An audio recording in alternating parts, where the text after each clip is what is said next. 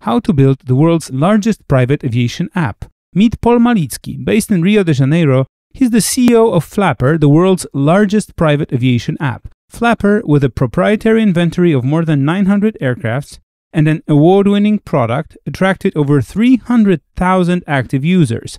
Paul was previously involved with 3 unicorns, Nubank, Farfetch, and Easy Taxi, acquired by Cabify. He's the author of the book The Chief Mobile Officer and an honoree of the 2017 Forbes Under 30 list. We talk about running a business in Latin America, aerial mobility, his transfer from Poland to Brazil, and venture capital. And as a cherry on top, I ask Paul how he managed to learn 7 languages. 87% of my listeners asked for an episode in English. Here it is. I hope you will like it and share your feedback. Enjoy. Today, in Greg Albrecht podcast, Paul Malicki, founder of Flapper. Hello, Paul. Hello, how are you? Oh, I'm good. And you? Well, beautiful weather here in Rio de Janeiro, so couldn't be better. Perfect. Paul, could you please explain what is Flapper and how you guys are operating? What's the secret behind this company? Well, there are so many things I can actually talk about, but well, Flapper is the first on-demand private aviation company in Latin America, which currently, after 6 years of operations, has become the largest private aviation marketplace mobile-based. What does that mean in practice is that we charter helicopters and private jets, up to large commercial aircraft to wealthy people, corporations, and sports team alike. But at the same time, we're disrupting the existing sector by offering individual seats in private planes. So you can fly for the price of premium economy on predefined routes or use one of our empty legs between, let's say, Sao Paulo and Rio de Janeiro or Mexico City and Miami. So it is a fairly new concept, which currently can be categorized as an aerial mobility company, and we're very excited about our international expansion. Just open up an office in several countries, so definitely there's large potential for becoming a global type of business. Well, that's amazing. How did you come up with the idea in the first place? Well, the actual idea was born sometime in 2015, and it wasn't my idea. It was an idea of my partner. And, as usual, you start with an MVP, right? He basically saw that, look, I live in Sao Paulo. It is the largest city in the world for helicopter traffic. So there should be some sort of helicopter app. But he couldn't find any, right? So he was like, I'm going to create a product which will allow you to book helicopter flights in the city of Sao Paulo. And soon after that, when I joined, I said, look, I think that we have to tweak the concept a little bit because there's just not enough critical mass for helicopter, booking engine only. So we added fixed wing operations as well, which means airplanes. And then we noticed during the Rio 2016 Olympics that people actually are interested in both charter flights as well as pay-per-seat deals.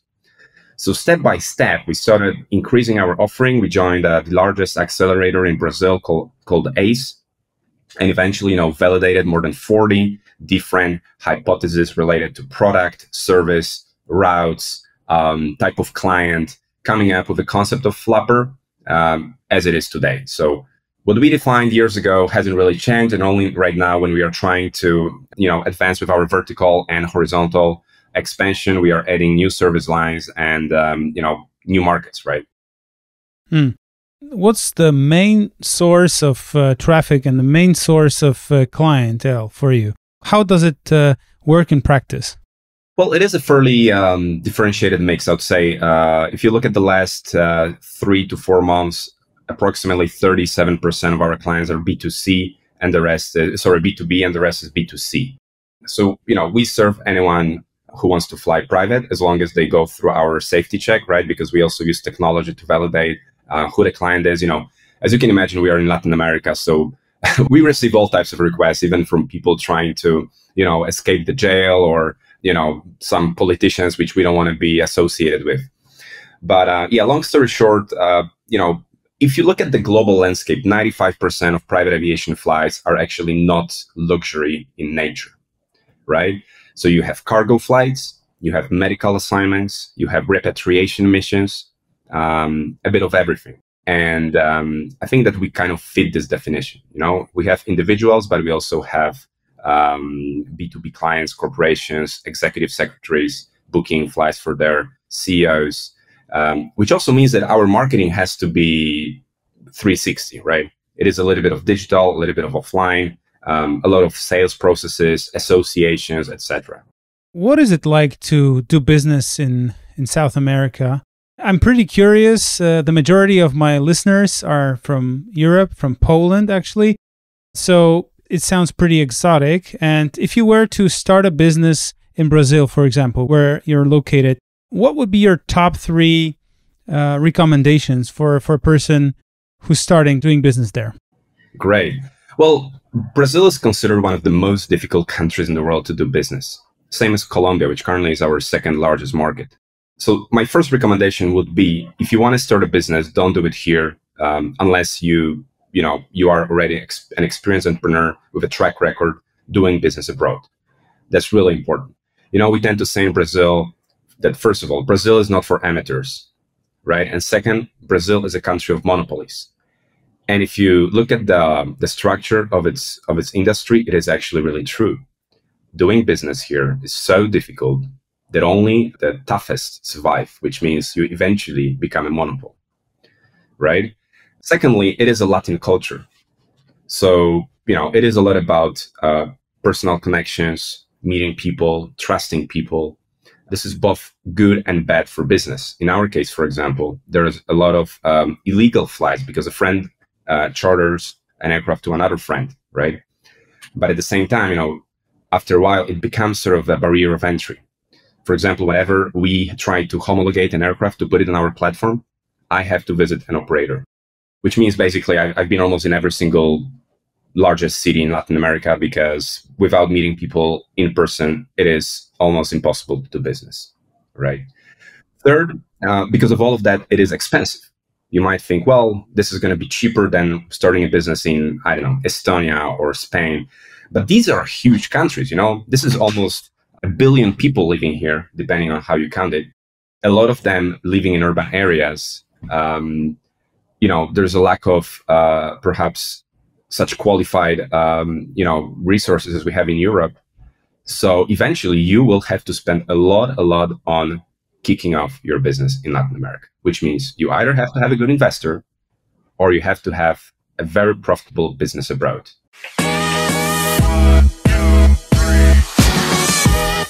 Just a short break before we continue. As this is the first episode in English, I'm just very curious about your feedback. So please connect with me on LinkedIn and share your feedback about Greg Albrecht podcast. Thank you very much. Just find me on LinkedIn as Greg Albrecht, connect and share your feedback. One of my investment portfolio companies called eDrone is actually operating in Brazil. It's their second largest market after Poland, which is also pretty unusual. But if I were to recommend them another market in Latin America, which market would you recommend as the next market after Brazil? So here's the deal. Most of the people would think of, you know, Latin American, let's say, business landscape as the one which starts with Chile, goes to Argentina, and then at some point ends in Brazil, right? Because Chile and Argentina are considered the most developed countries in South America, especially.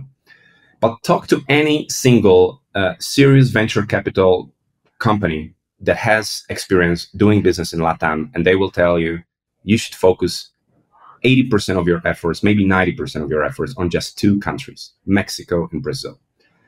And for any company that I advised, Brazil has always become at least 3 times the size of their Mexican operations.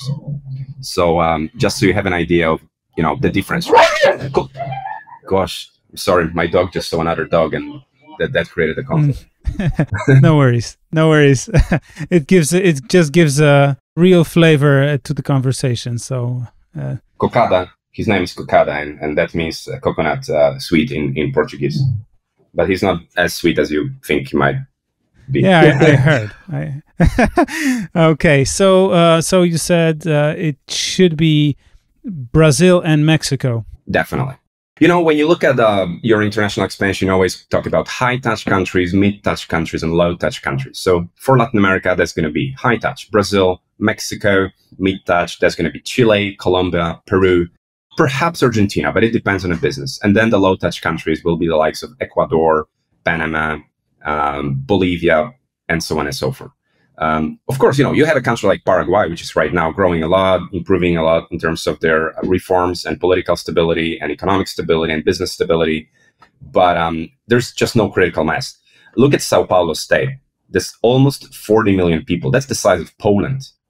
Sao Paulo as a metropolitan area has 20 million inhabitants. That's a huge market.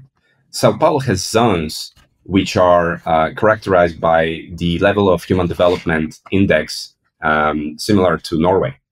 So think about it. If I work with a luxury market, then I have to attack, a cohort similar to Sao Paulo.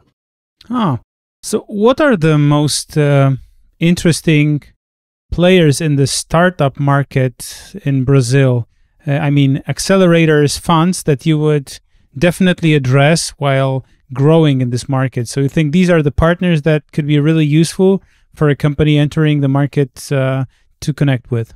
So listen, Sao Paulo and other cities are large startup hubs. So first of all, you have to select where are you going to place your business.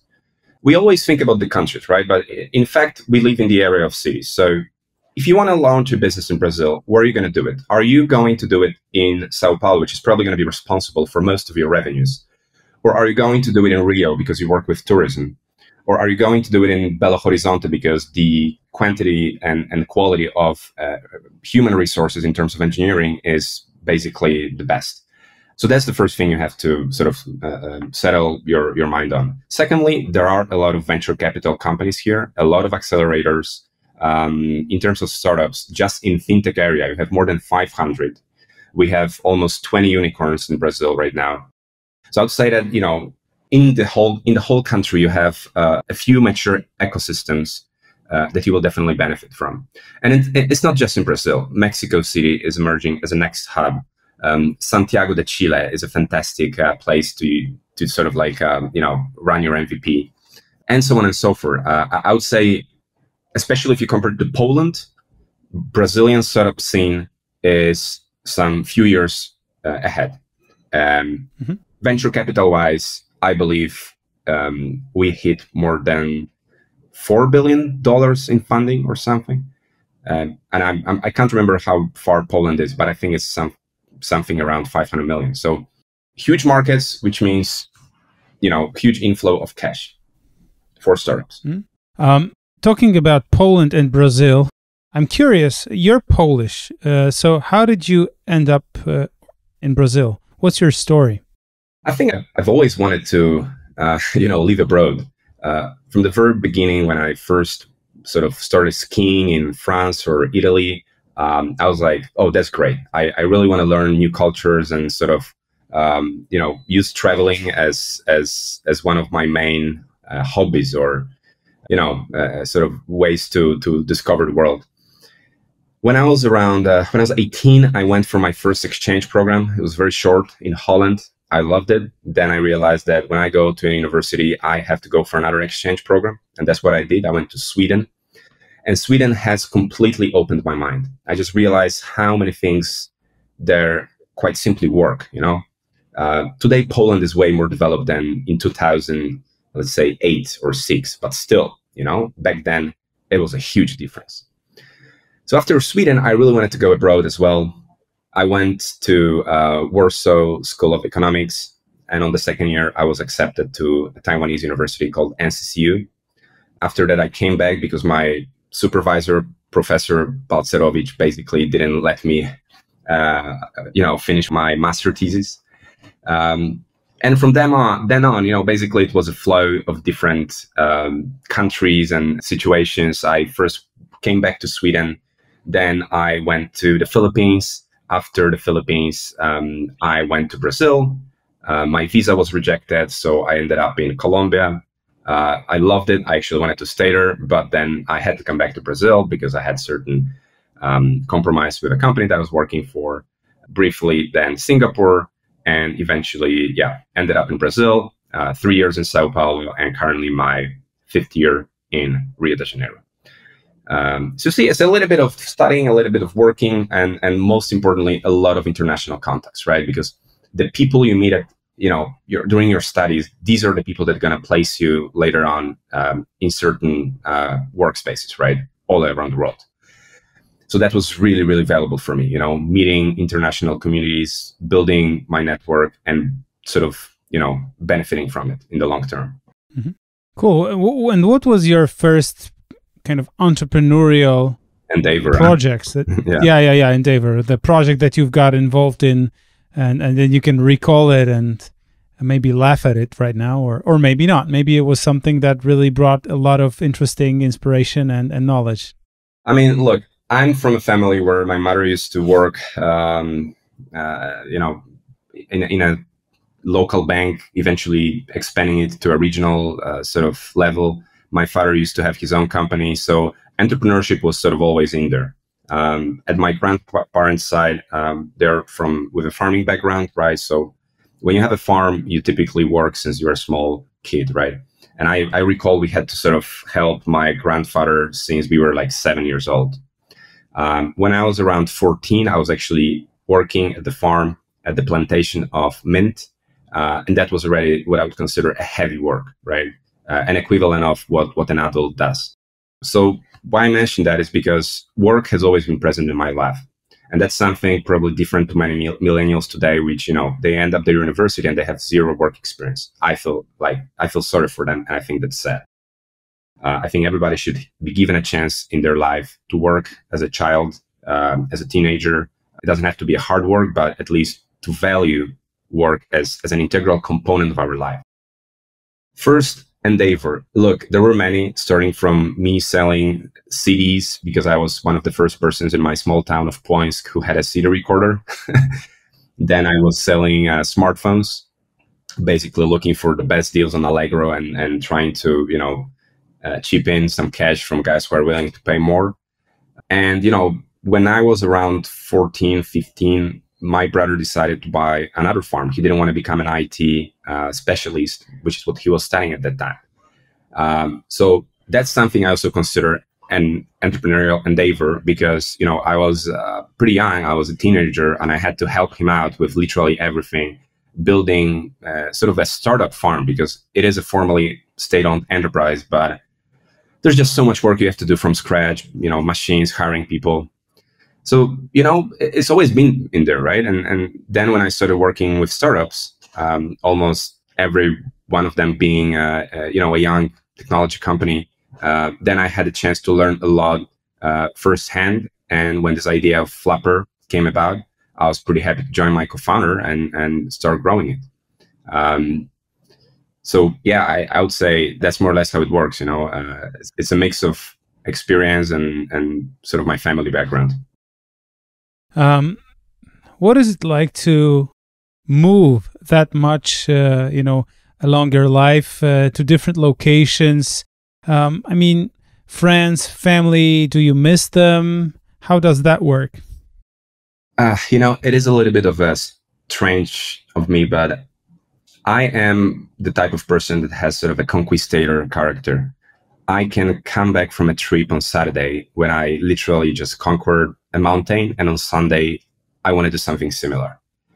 People are just asking, man, aren't you tired? I'm like, no, I really just can't sit in one place. I can tell you, I've been in Brazil for 8 years, and it's been too much for me, too long. We just came back from Spain when I'm looking for second apartment to sort of swap places, right? I want to be both in Europe and in Brazil at the same time. During the pandemic, I did from 12 to 15 countries, both in 2020 and 2021. I just can't, stay in one place, man. I have to travel. I have to explore places. I have to, open new markets. It makes an integral part of me, and I can't explain it. It's just in there, That's cool because it actually aligns very well with the business that you're running, right? It's also about traveling, about moving from one place to another. So it's in some way. Exactly. In 2019, just to have a reference, I did 140 flights, mostly for business. Wow. That's a lot. That's a lot. Yeah. So how do you deal with stress? Are you stressed at all while running a pretty complex and responsible business in such a huge and diverse environment of Latin America? Or you're just, relaxed by nature and you don't feel stress at all? You don't have any challenging moments? When you have a fairly complex business, you just can't stop thinking about it. I don't think we can call it a stress. It's just making your brain busy thinking about your business. How can you improve it? Whom else you can hire or fire, etc. Right?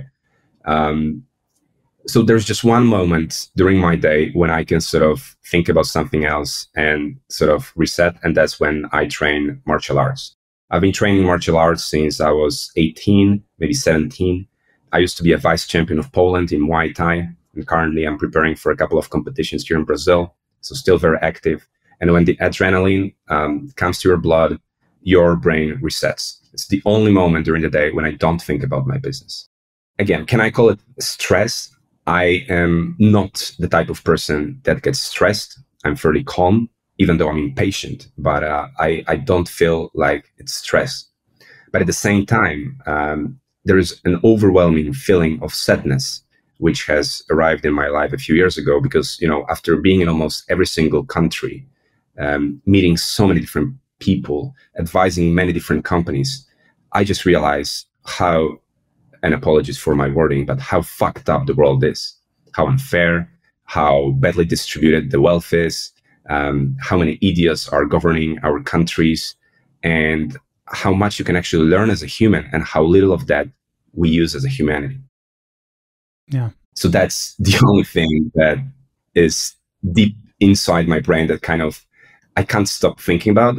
And I think about it every day, but still probably my main line of thought comes with the company.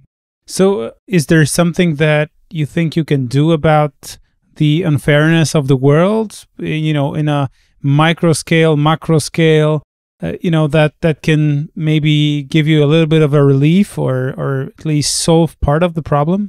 One of the most wonderful things in life you can do is being an entrepreneur, hiring people, making them grow, developing their personal skills is just miraculous. And that's one thing that I really focus on. I want to grow my company up to the point where we increase certain market efficiencies, right? But also we have a team of around 200 people where everybody has something to do. And I think that's wonderful. Do I engage in charities or other events like that? Yeah, I do occasionally. One thing that was really well received by lots of my followers was that I offer free mentoring sessions in exchange for donations to certain causes. That's how we even managed to sort of finance some projects for people with deficiency where literally 100% was funded through my mentoring. But I would say that's it. I think that as an entrepreneur, you have to focus on your main business and make it grow and make people employed, because unemployment is one of the worst things that can happen to a human.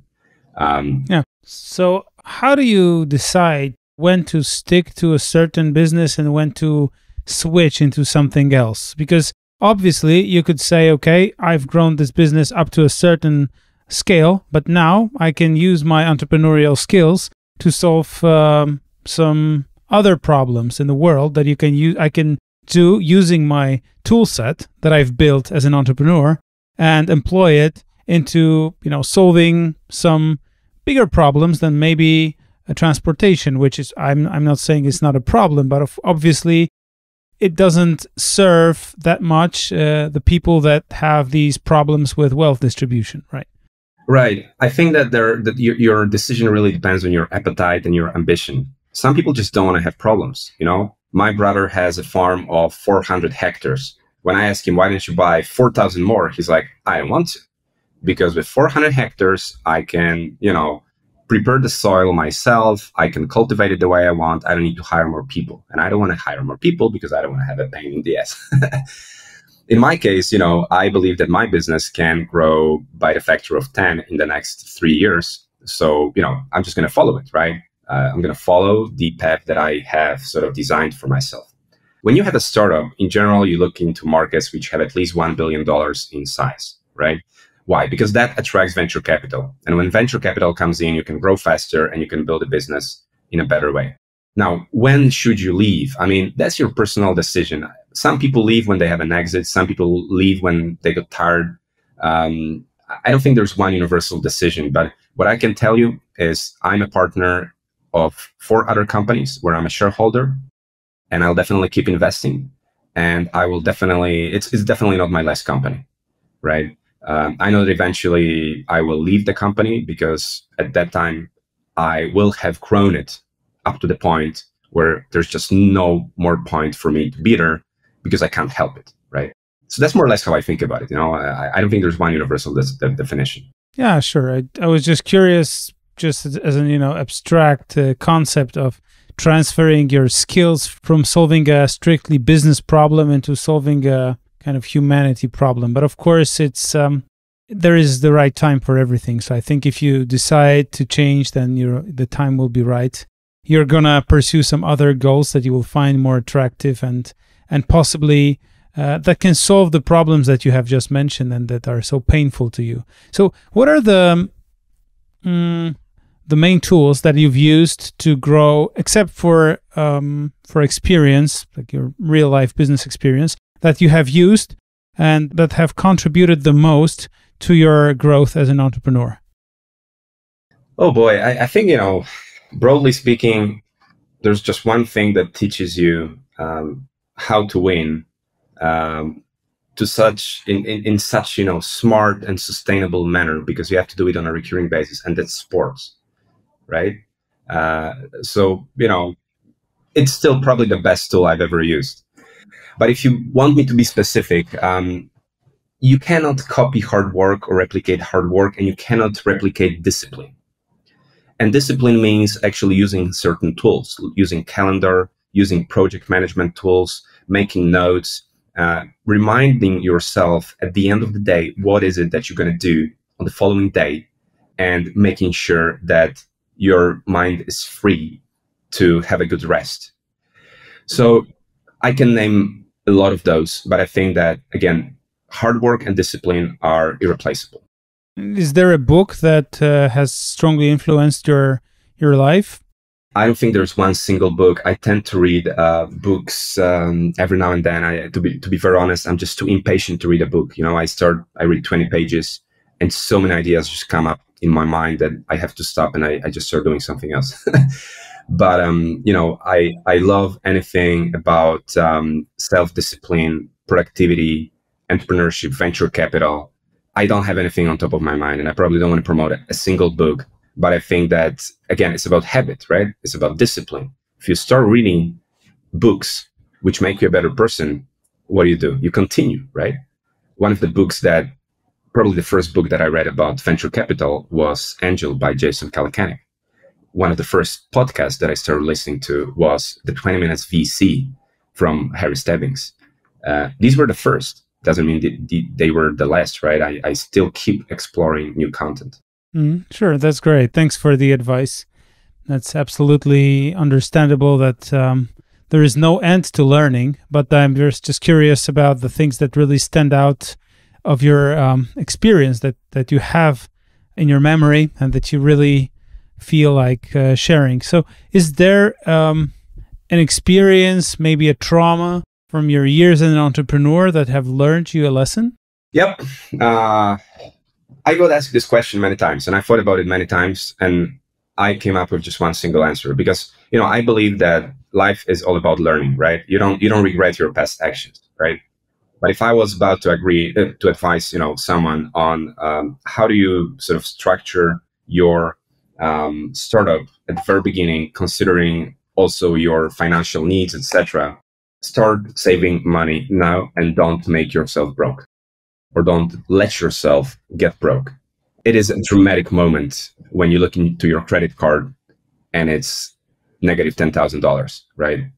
I don't wish that to anyone, because being poor really sucks. Yeah. So what kind of a decision led to you experiencing that?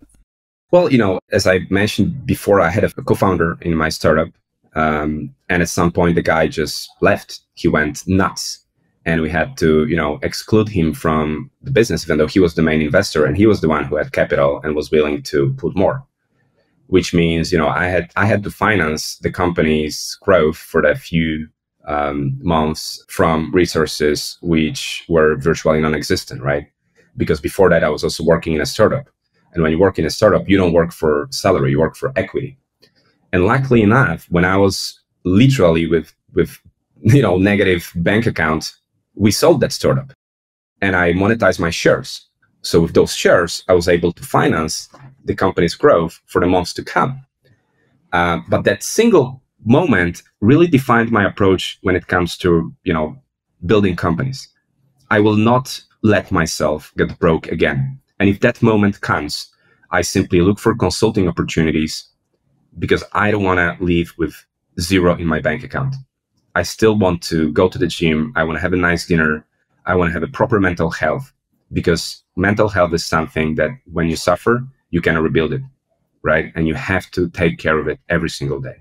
Yeah. So what would you do differently to avoid a situation that happened with you and your partner, business partner, going nuts? Well, I think we managed it very well, first of all.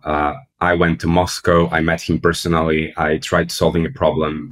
I managed to buy his shares, basically, and distribute, most of them across my partners. But, again, I was very short on cash. So looking back, I would probably fire people faster.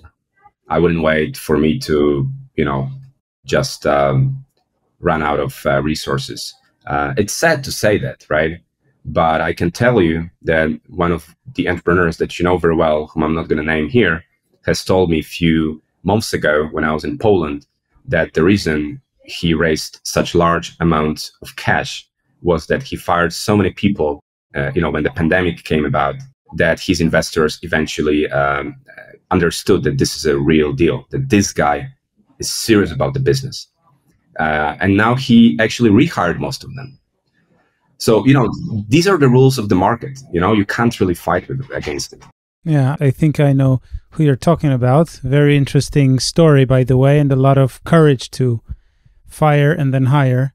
I think it's like the story you tell when you have this, when you're on a plane and they say, put your mask on first and then put the kids' mask. And I think it's the same thing. I mean, if you cannot protect your kids, if you're going to suffocate, they're going to eventually die too. So that's about kind of being reasonable about protecting also yourself.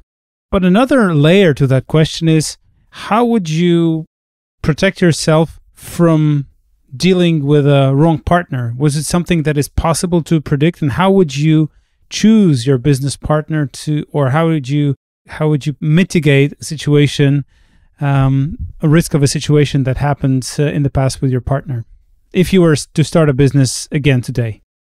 Well, first of all, there are always situations that you cannot really predict, like, people getting divorced, pandemic coming about out of nowhere. But, that's one thing. When it comes to choosing people, I think that, first of all, you really need to look into people that are trustable. We just hired a person in Colombia because I trust her. It is a very difficult market, and I'm sure that she will do a great job, right? When it comes to hiring people for co-founder roles, you need to look for those guys that complement your profile. For example, most of the people are either a creator or a manager. If you are a creator and you hire another creator, then you guys are going to have a conflict because you both want to create new things. But someone has to manage this stuff, right? Someone has to manage your day-to-day operations. So that's why you need to look for a manager. Same in terms of your functional areas, right? You look for a guy who is a CTO because he has a technical knowledge, but you also look for someone in finance. I think that's pretty obvious, but even within those functional areas, you still have to think about it, whether the guy is a good manager or he will always want to create new things, which is probably going to give you a headache. Also, what I've learned throughout the last few years, hiring and firing more than 1,000 people, is that the requirements of an early stage startup are very different than the requirements of a late stage startup and then of a company that goes for an IPO, right? Because not everybody wants to work for 12 hours a day during the early days of just founded startup, but also not everybody wants to manage 100 people, right? There are people who would love to manage, some large groups of employees. And there are those that just want to work, as freelancers kind of, right?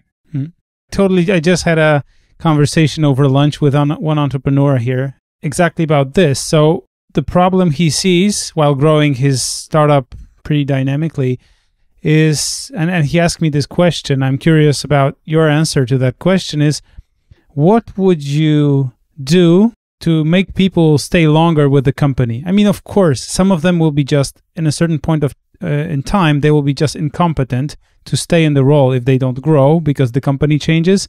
Some of them just want to do, I don't know, expert roles, not managerial roles. These are obvious cases. But taking into consideration that somebody is growing alongside the company, what would you do to make that person stay with you and not move to another company? What are the factors that influence the retention of the key managers? Well, the company has to do one of the two things.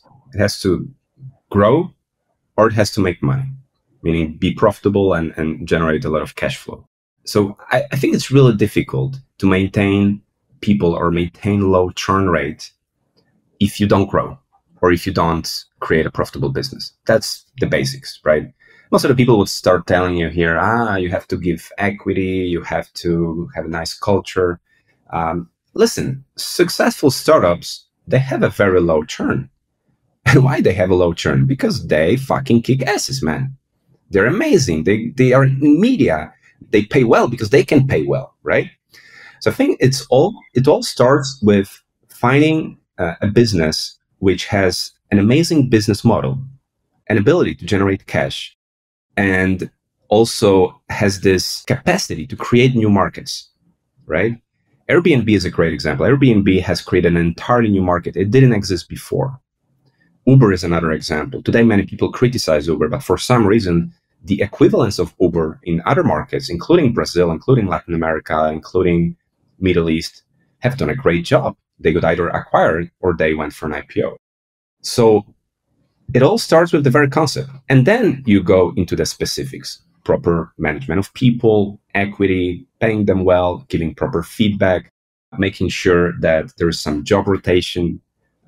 In case of developers, for example, I think building squads is one of the best ways to retain talent because the guys circulate sort of between different roles and they never get bored of individual projects, right? So see, it is a complex response. If your business sucks, it doesn't matter how good of a manager you are. You will not maintain people for a long period of time.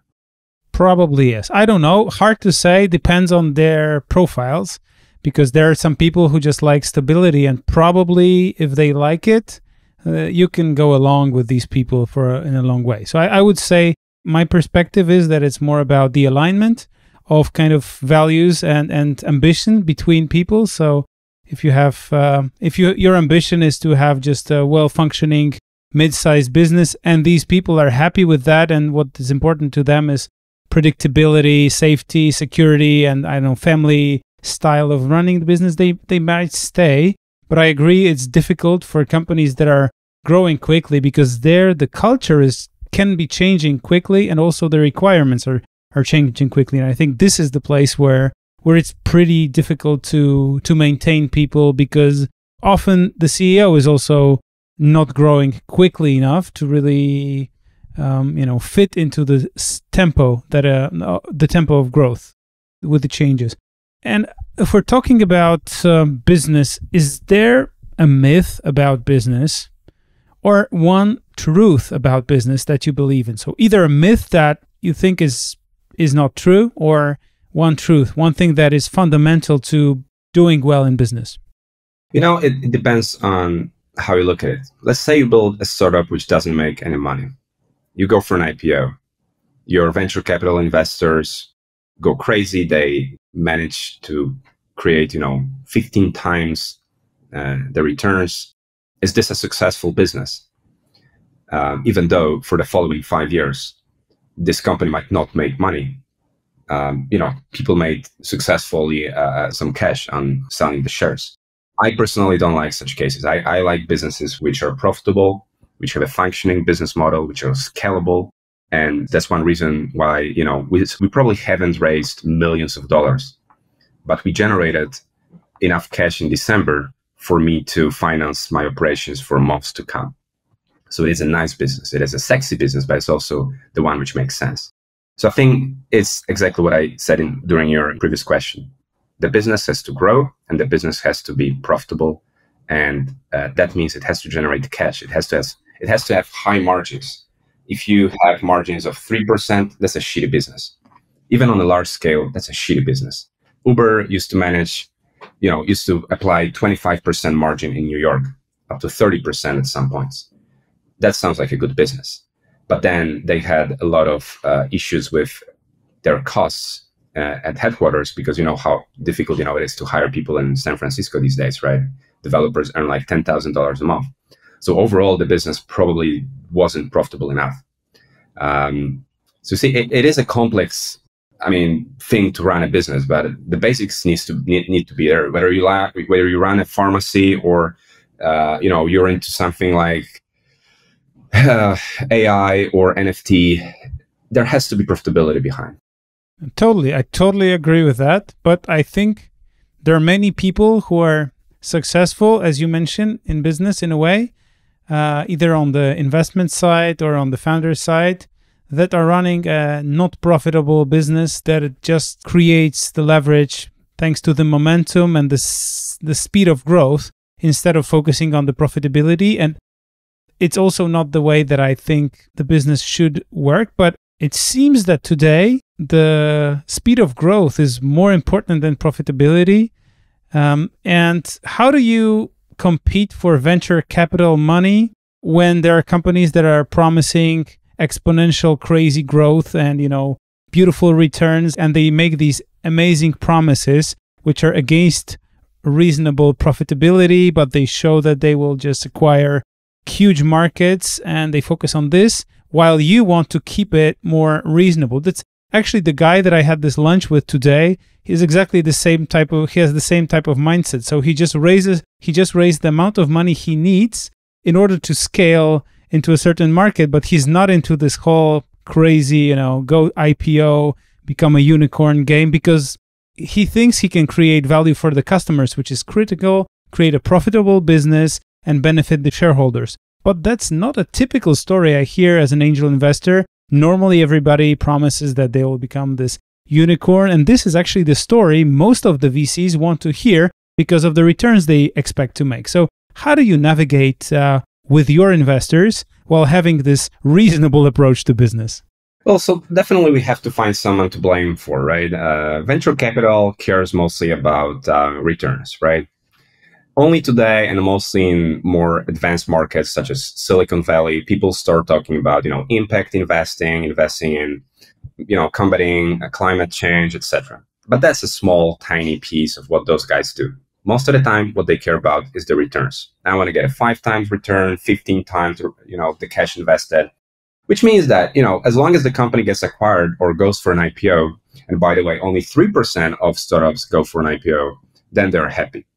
Now, is that ethical that you have a highly unprofitable company going for an IPO, going public, or even publicly admitting that they might never have profits?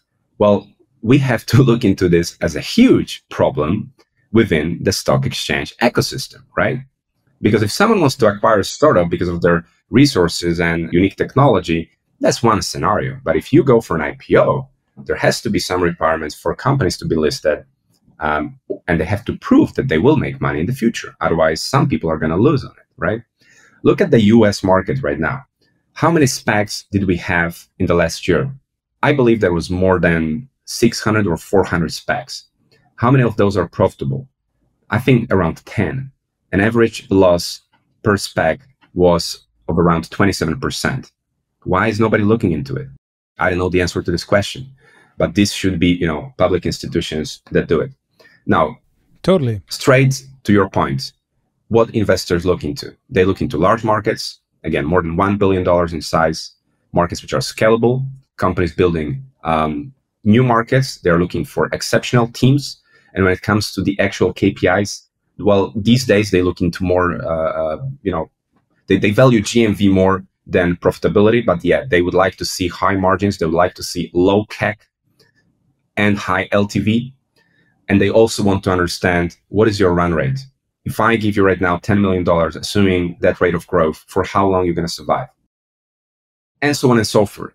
Talking to investors in Silicon Valley, you get totally different questions than talking to investors in Poland. Those guys are just, way above our league. We have to admit it. They ask some questions which are even difficult to respond because that's what they use in their financial models. But again, I think that if you want to put it simple, it's 3T: team, technology, and traction. That's what they look for. Yeah, totally. Still, how have you raised capital for? I understood that you've raised for Flapper. Is that so? Yeah, we raised a couple of rounds. We have currently both angel investors. We have a crowdfunding company. We have a venture capital fund, and we are about to announce our new funding as well. It wasn't easy, right? Cool. I had 228 meetings to close my seed funding, and I had 530 meetings to close my Series A. My business is very specific, right? Because it is difficult to understand how private aviation works, and it's kind of difficult to imagine what's going to be the impact of electric aviation in the years to come and how this is going to change our lives.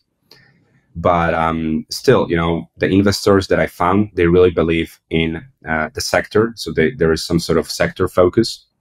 They believe in me as a founder, and they've seen the KPIs. They've seen that the company is growing. We have increased our gross profits last year 3 times, right? That is a solid company to invest in, right? So, there's no secret sauce, right? I think it's even sometimes more about the process itself than what you're trying to sell. Because people tend to give up, they tend to, do cold calls. But if you get a proper intro to a VC, your chances to get an investment rise by leaps and bounds. Yeah. Part of my question was that that your reasonable approach to business can be a turnoff to some investors that would like to hear you tell a story of becoming a super unicorn in 2 years and maybe, conquering the world by any means, regardless of profitability.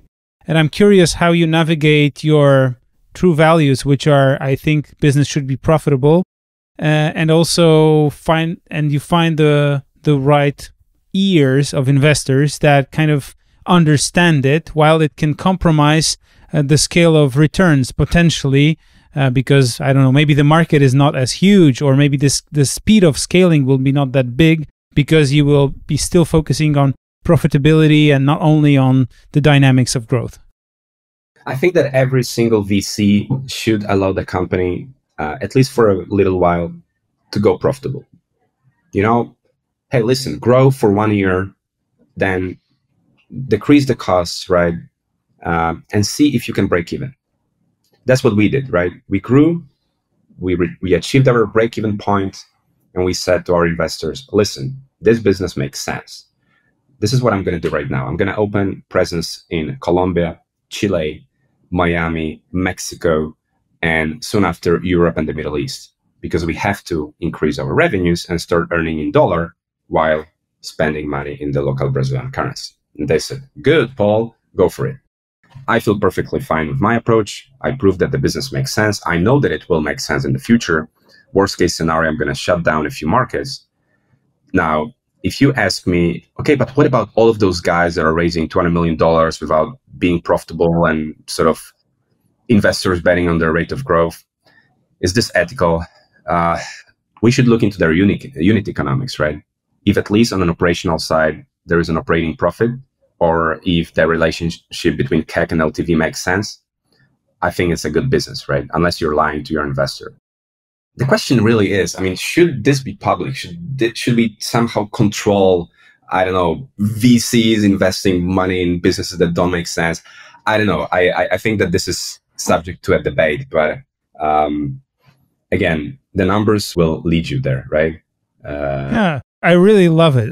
What you're saying about the stock market and the kind of terms on which actually VCs, who are privately held companies, but often spending retirement money of some people out there in US or whatever, which is where the majority of the capital comes from, should probably be somehow, looked at in terms of the decisions they make.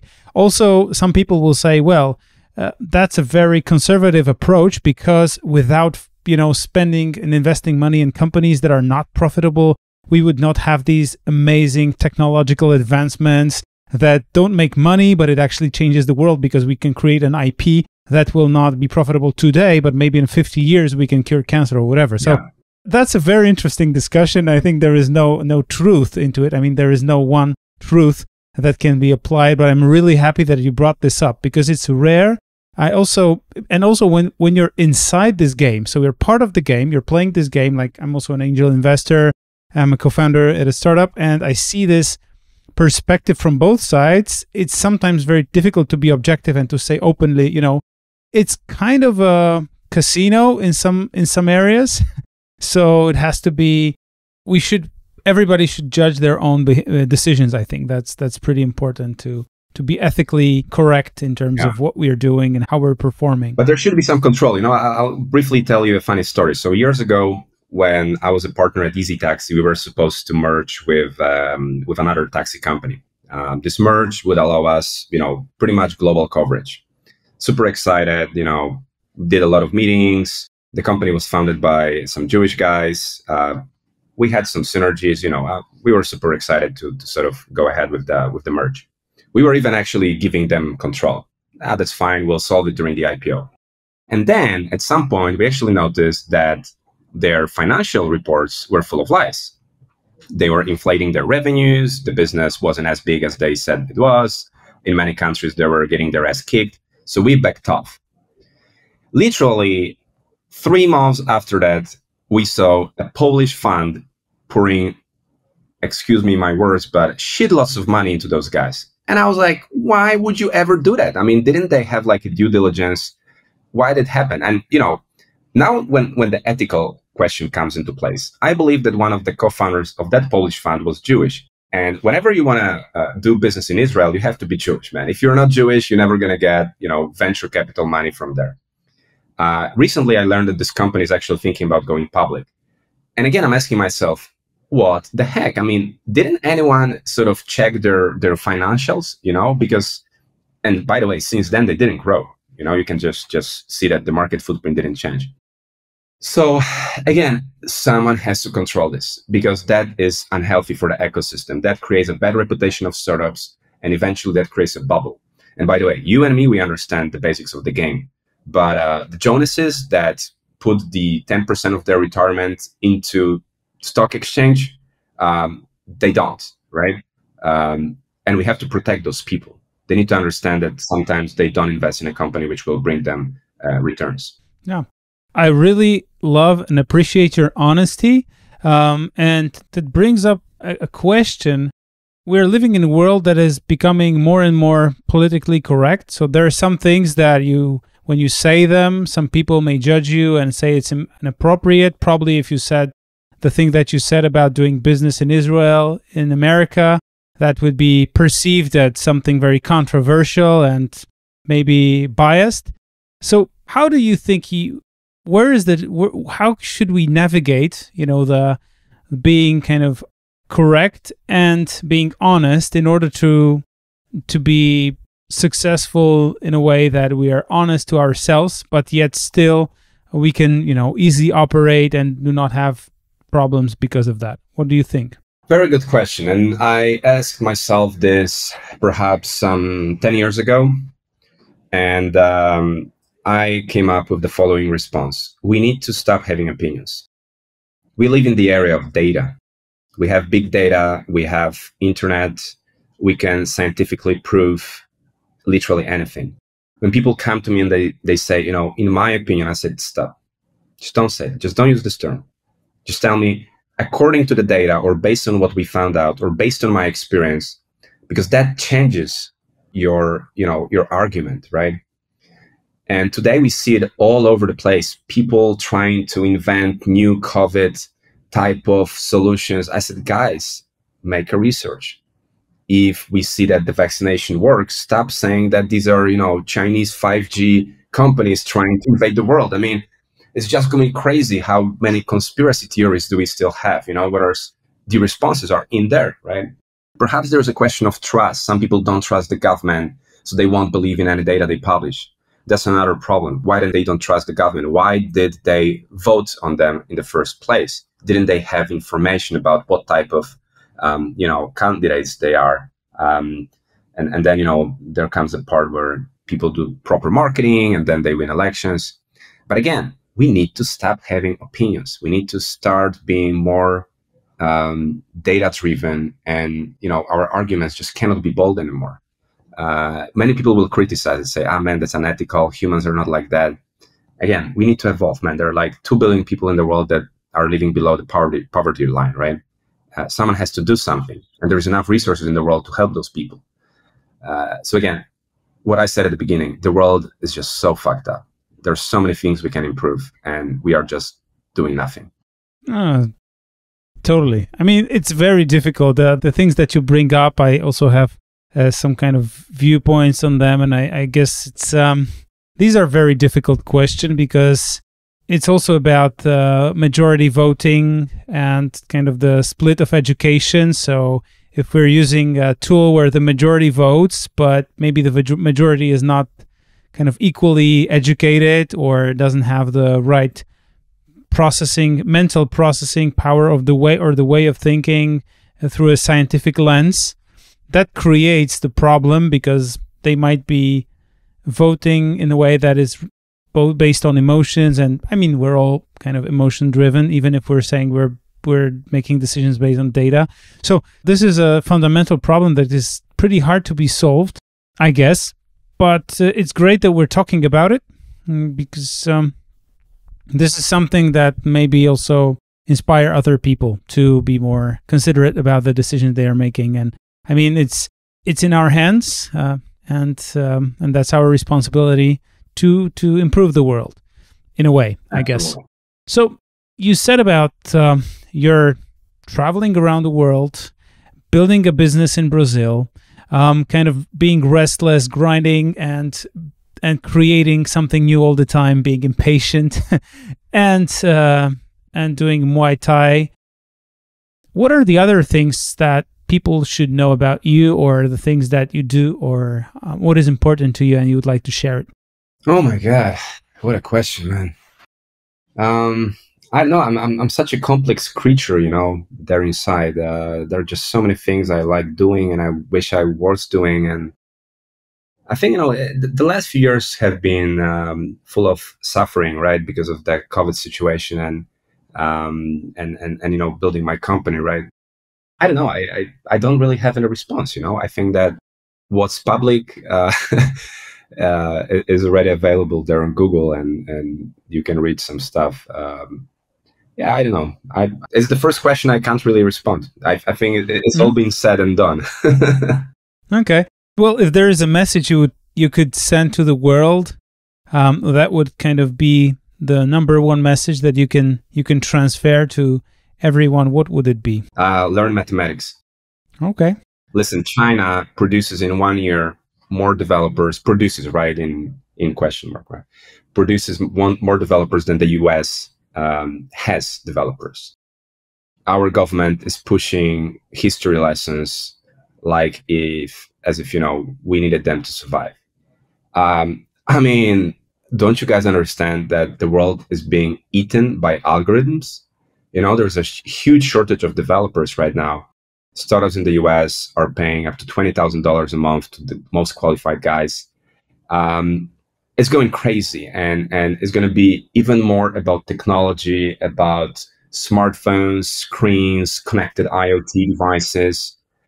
So if you don't let your kids learn mathematics and don't motivate them to learn mathematics, and you agree with their bullshit that they're going to become, another human sciences specialist, even though there's an oversupply of those guys at the labor market, you are to blame for the failure of the world. Being a little bit philosophic here, and of course part of it is trying to be trying to, give a few funny examples. But yeah, it's true. I truly regret that the education system is not aligned with the objectives of where the businesses are going. Yeah, actually, that's a very interesting area that I have certain doubts about. So on one side, I agree that mathematics and programming are the things that are massively kind of necessary for the world to develop, and this is a scarce resource. On the other hand, there is always this human interface that maybe it's not about quantity but quality. So you're doing B2B, and these are some areas of the kind of human-to-human interface that are pretty difficult to replicate and kind of being replaced by systems and by algorithms. So I'm curious how this is going to work and whether the soft skills would be something really important in the future. Maybe that could be something that actually, when everybody turns into algorithms, the soft skills will be something that could actually create, the winning, the differentiation, winning managers. Or you're partially right. I mean, and I say partially because we just don't have enough data to sort of support your thesis. But one potential scenario of the future development of the labor market will be that developers will actually create algorithms which build other algorithms in a way that you don't have to be an excellent developer to create new technology products. And when that happens, people that will be valued are those that solve problems related to mental health, because technology also has this ability to destroy certain markets if they are not well managed, which means, we have countries like Finland trying to implement, 4-day working week, 6-hour working day, and mandatory salary for everybody who is unemployed, and they prove that they cannot find a job. If we follow that direction, then you're probably right. I still believe in the value of work, and I think that probably eventually the scenario that we will experience is between what we both propose, right? Difficult to assess, right? Very difficult. Totally. We'll see. How many languages do you speak? Well, I speak 7, right? I used to learn German at school as well, but I don't count it anymore. I don't like this language. So how do you learn a new language? Because probably, picking up the first one, the second one, the third one, by then you kind of build up a muscle or a kind of a way of adding another languages. So now if you were to learn another language, what kind of tools or methods would you use to excel and become communicative in this new language? Yeah, so you're right. After your 5th language, learning the 6th and the 7th and the 8th comes easy, because you sort of learn how to sort of develop your very own process that works for you, right? I truly believe in the importance of grammar, right? There are many people that say, oh, I learned the language because I was attending meetings for foreigners. I said, dude, try to write an essay. And trust me that, after 8 years in Brazil, sometimes I ask my team to write a copy, and they are native speakers. And it's just, I can improve many things just because my grammatical sort of background is better. So there's no one single response, but it is a mixture of studying grammar, practicing, watching movies in a foreign language, always, important to visit or live in a place that speaks a given language, and really being the type of, curious, analytical person, right? I was recently thinking, I don't know how to say in English any Polish words related to mushrooms, right? Like how you say prawdziwek in English, right? No idea. Nobody knows that, man. It may not even exist in kind of like the everyday language. It may only have this Latin expression because maybe it's not being cultivated in a way. Actually, mushrooms, it's not a very popular thing. I think picking mushrooms well, now it's becoming popular because of the psychedelics, but that's a different story. But if we're talking about typical mushrooms, I don't know. You would have to probably figure it out. But of course, before you get into problems of that size, that you want to really get into details and you exceed 10 or 15,000 words in a certain language, and there's earlier this phase that makes you a communicative person in that language. And that's what I'm actually pretty curious about, because I've been studying Spanish, and it's a new thing to me, learning a language as a pretty mature person from scratch, and I'm kind of looking for hints to speed up. Yeah. And that's why I'm asking this question. But I think it applies to many people. Also, one very good strategy for you to improve a given language is to find a job where, this language is needed. Because, my Portuguese was very good when we founded Flapper. And then I realized that I have to, get on a new level, right? I have to speak business Portuguese, and my grammar has to be even better. So I polished it, right? And again, you need to be motivated. I remember when I was in Taiwan and I ordered, food from menu, which was written entirely in Chinese. And they brought me a stinky tofu, which is, if you're a foreigner, that's the most terrible food for you to start your adventure with Taiwanese cuisine. Well, if you don't smell it, it's actually pretty tasty, but it's not easy to eat it and not smell it. That's my experience from Taiwan. And I agree. That was something I was also served the first time I was there. And I agree, but if it's your first meal and you wake up on a hangover, that's not what you wanted to order. So the first word I learned in Chinese was chicken, right? Mm-hmm. That's jiro. And I was like super happy entering any restaurant and saying jiro. Whatever she asked me, she would probably ask me whether I wanted with pasta or rice. I was just like jiro. Do whatever you want, just give me jiro. So, you see, it's a lot about motivation as well, right? If you have a motivation, if you use the language on a daily basis, of course, you're going to eventually polish it, right? Otherwise, it's difficult to become fluent.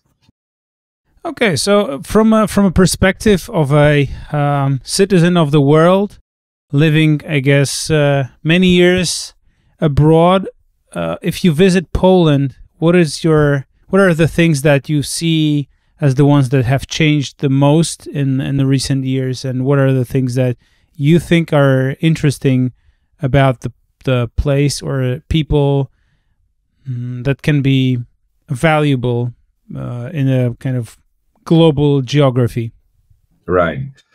Look, I still think Poland is one of the most normal places in the world, right? I mean, I see a lot of countries just being overwhelmed by immigration, and I don't say that as a negative connotation. I just say they don't know how to deal with it, right?